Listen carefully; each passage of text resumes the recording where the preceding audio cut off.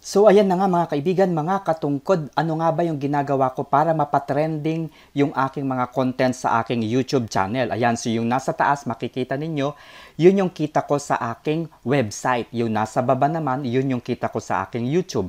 Yung nasa gitna, ay kita ko naman sa aking Shopee shop. Okay? So, paano ko pinapatrending yung aking mga video? Ituturo ko sa inyo yung actual para kumita rin kayo ng dolyar dito sa YouTube o kaya sa inyong sariling website. There you go.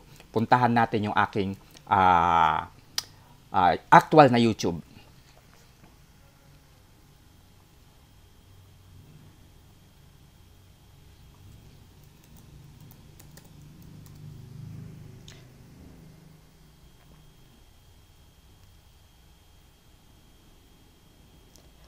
Ayan, so ito nga yung aking YouTube. Puntahan natin yung aking channel, your channel. Ayan.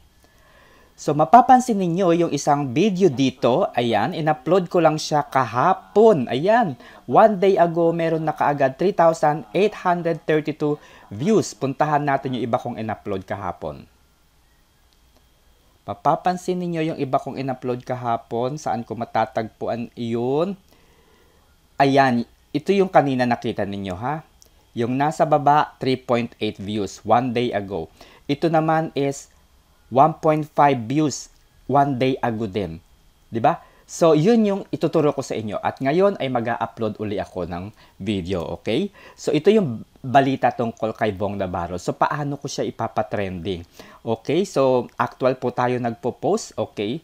Napakahalaga na maganda yung inyong thumbnail. Ito yung aking thumbnail. Ayan. So, ilalagay ko siya sa aking pressing issues and sa aking playlist na pakikipaglaban. Okay?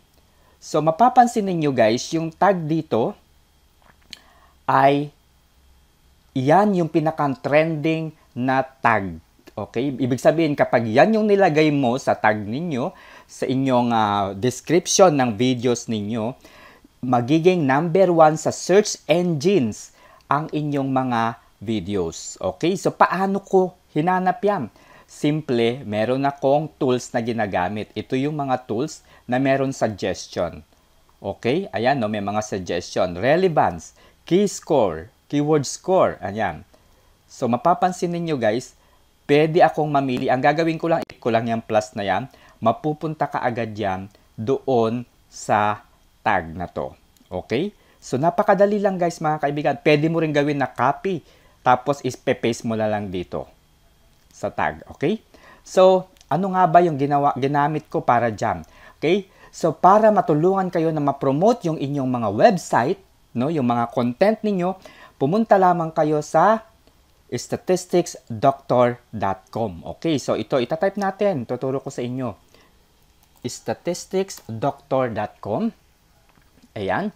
So, kapag nasa website na kayo ng statisticsdoctor.com, ito po yung aking website, yung tinuro ko sa inyo kanina, yung pinakita ko sa inyo kanina, na kumita ako ng $200 plus noong nakaraang buwan. At meron akong kasalukuyang $2 yata yun.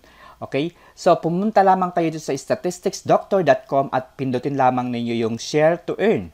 Okay? So, kapag napindot na ninyo yung share to earn, mag-create na lamang kayo ng inyong account dito. Huwag kayong mag-alala guys, hindi ko kayo sisingilin sapagkat create a free account now. Okay, kapag meron na kayong account dito sa website na to, ibig sabihin mapopromote yung content ninyo sa 60,000 na mga Filipinos. Okay, huwag na nating targetin yung ibang bansa kasi Pilipino tayo, di ba?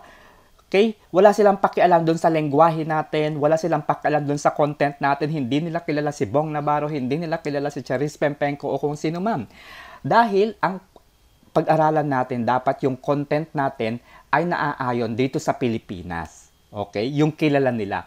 Kahit gaano kaganda yung thumbnails mo, gaano ka-importante yung mga keywords na nilagay mo sa iyong YouTube channel, kung hindi naman sila makikinabang, kung hindi naman nila kilala yung pinag-uusapan ninyo, walang manonood sa inyong videos. Pakialam ba ng Amerika? Pakialam ba ng Ukraine? Pakialam ba ng UAE o ng Canada, ng Australia dun sa content mo? Wala silang pakialam. Okay? Dahil ikaw ay nasa Pilipinas, ang market mo ay mga Pilipino. Okay? So, yun na ang dapat ninyong gawin. Very short lang yan na tutorial, guys. No? Maaari na kayong kumita ng libo-libo. Okay? So, yun lang. Very short lang, di ba?